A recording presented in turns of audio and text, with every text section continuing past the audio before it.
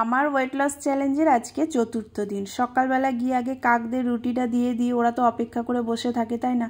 আর আজকে একটু রোদ উঠেছিল, যা হোক। আর ছাদ থেকে এখানটা দেখতে আমার না খুব ভালো লাগে, একদম ছবির মতো লাগে। তারপর ব্রেকফাস্ট করে নিলাম আর তারপরে শুরু করেছি রান্নাবান্না। ওদিকে আমি ঘি করলা ভাজতে বসিয়েছি আর ডালও বসিয়ে দিয়েছি। আর রান্না করতে করতেই খেলাম একটা আপেল। 8টার সময় শেকটা খাওয়ার পরেও খিদে পাই, কিন্তু সেখানে আমি একটু হেলদি অপশন বেছে নিই। ফল থাকলে ফল খাই, না হলে ডিম সেদ্ধ খাই।